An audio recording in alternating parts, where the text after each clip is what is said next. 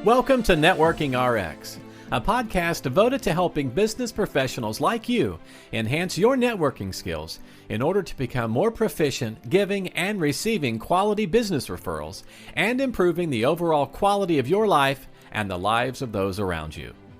The Networking RX podcast is a production of AmSpirit Business Connections, an organization whose mission is to empower business success through networking. When it comes to networking, referral groups, here's a question I get often. Not all the time, but often enough.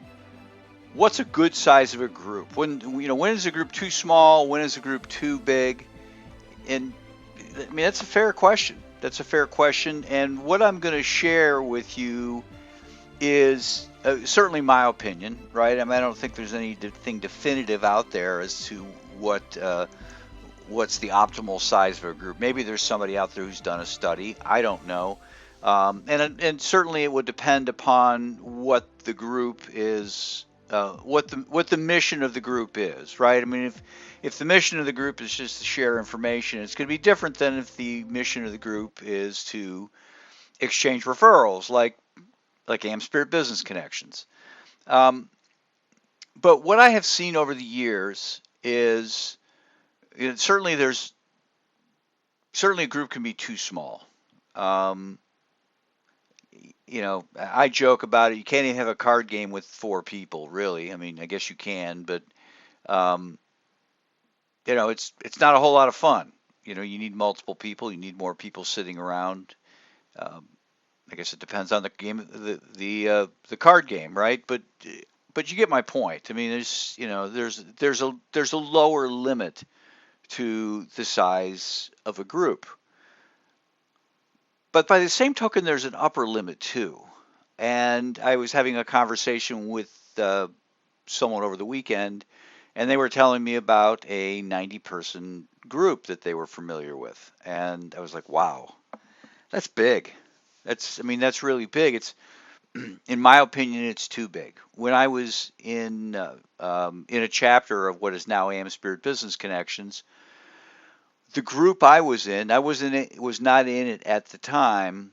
The woman who was heading it up was one of our directors, one of our franchisees, Gina Winterstein, and they grew the group to 50 people. And in the moment, being somebody who was the owner, I was excited. Hey, this is great. Wouldn't it be wonderful that every group got to be 50? But what I started to notice is that 50-person group had a lot of problems, had a lot of interpersonal problems. I mean, nothing horrible, but there was just a little bit, there was more, come on, it's a group of 50 people, guys, celebrate, it's 50 people, but there was a lot of bickering going on back and forth. And within a few weeks of it hitting 50 people, 10 people came to me and said, hey, listen, we would like to start our own group. We want to break away from that group. We still want to be with the organization, but we don't want to be in a group of 50 people. So that has been my experience, is that a group that size, there's a lot of issues. But then I've seen other groups that are in the 40s. There was another group that started about the same time as we did. It got into the 40s. And it seemed to do really well. Now, I will admit that the people that were in that group were a little more mature, people who were a little more established in business, a little less scarcity mentality, if you will, a little more accepting of what might bother somebody who is newer in business. I mean, when I was newer in business, things tended to bother me more so than now. If I didn't get paid when I was newer in business, it felt like the end of the world. Now it's like, okay, yeah, I'm not happy about it, but it's like generally there's a reason, and most people end up paying their bills. They just do. But the 50-person group didn't last long. I mean, the group stuck around for a while, but for a long time. But it didn't remain 50 for a long time. Couple of weeks, that was it. and it never regained those 10 members and got back up to 50. And that was, in my mind, entirely fine, because there was a lot of issues with respect to the 50-person group. What I have found, and again, this is for AmSpirit Business Connections, that groups that are in the 20s really tend to take on a life of their own. And you know, I don't have any empirical evidence of it. It's just they they operate well. There's always a stable of great leaders trying to move it forward, keeping it working the way it's supposed to work.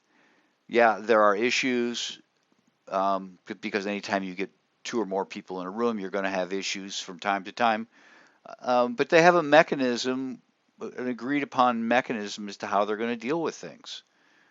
And people tend to fall in line with group norms. Um, we've had groups in the 30s, they're fine as well. And I have groups that are small, that are 8, 9, 10 people, and they seem to function well also. Um, would they like to be larger? Sure. Would they generate more referrals as a larger group? Potentially. You know, I don't think it's, you add 2 plus 2, you're always going to get 4. When you're dealing with people, it matters depending upon who you're talking to in the situation. As I explained before, there was a 40-something group that didn't have a whole lot of issues, and they just had a different makeup of people than the group I was in that hit 50. Was it just the 10 additional people? It's potentially that way. It's potentially that way, but I don't know. Again, these are just, we're dealing with people, and no two people are the same, and no two groups are the same. No two organizations are the same. But it's just, I'm putting this out here to kind of think about with respect to your group. Whether you're in AmSpirit or a similar organization, or maybe another networking organization that's not similar at all.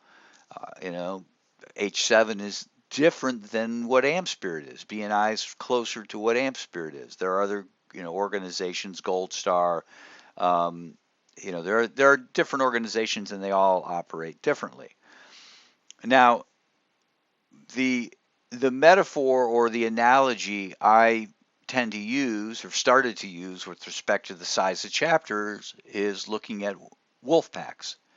And a wolf pack has to find a balance. I mean, if the wolf pack is too small, it's going to struggle, because the way wolves hunt, the way they operate, 1 or 2 wolves are not going to cut it, right? I mean, there's strategy here. I mean, I'm not a wolf. I don't study wolves. But if, I've watched documentaries, and there's a strategy as to, how they'll take down a large prey, or how they'll, I don't know if they're going to waste a whole lot of time on rabbits, right? I mean, they're looking for big prey, and there's a strategy to it, and you need people to execute that strategy. And so too small is not going to work for them. They'll struggle to capitalize on resources. But if it's too large, those resources become spread thin, right? They've got the people and the strategy to take out bison, but the communication is going to break down. It's harder to share food. Stress is going to rise. Anytime you get people in a group, and alpha's fighting, and so on and so forth.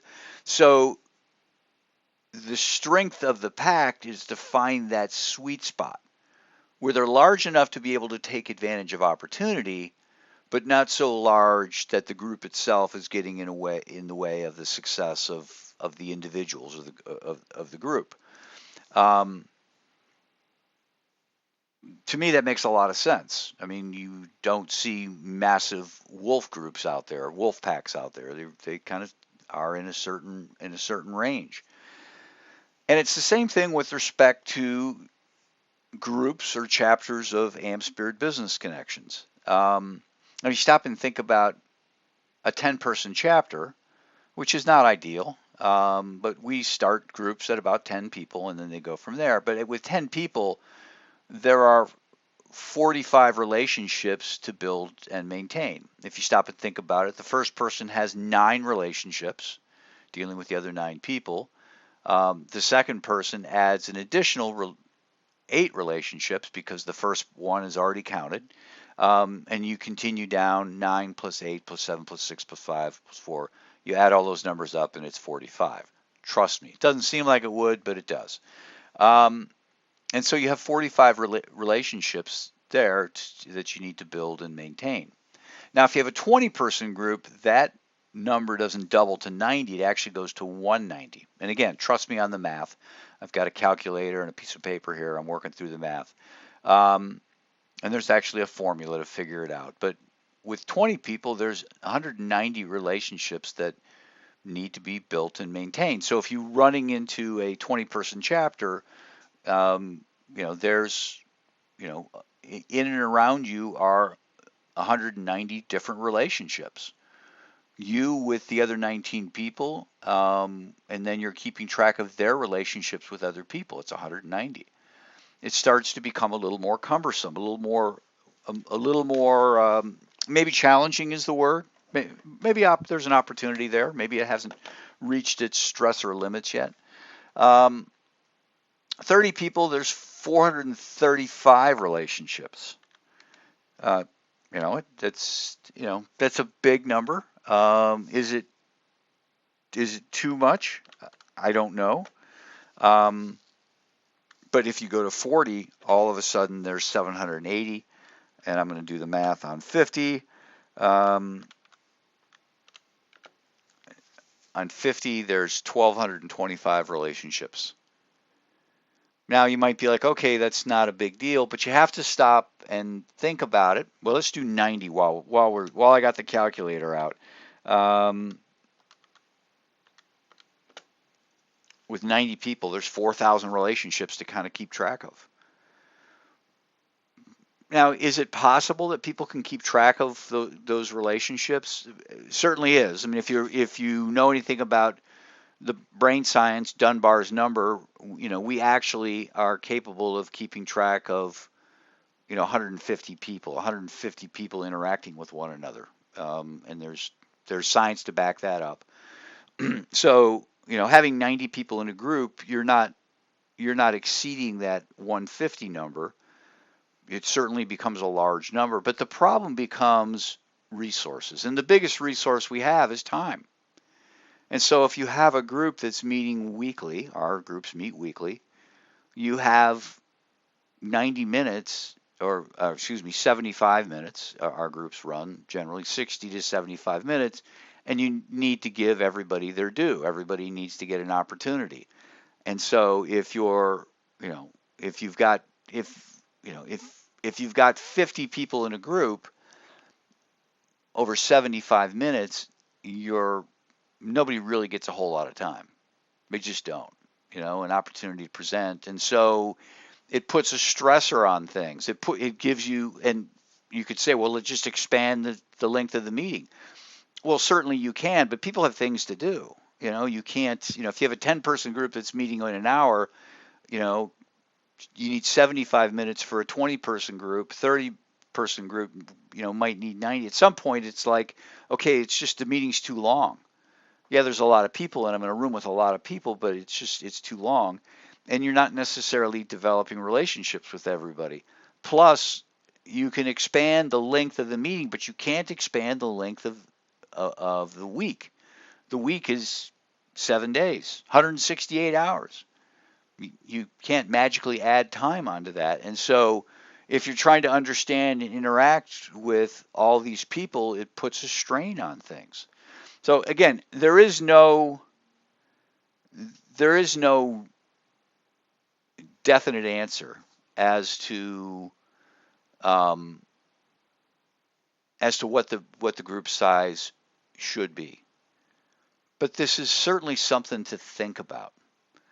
That at some point you need to stop worrying about just adding people to the group and really worrying about the relationships in the group and really trying to build the relationships in the group. You want to have your networking pack, if you will.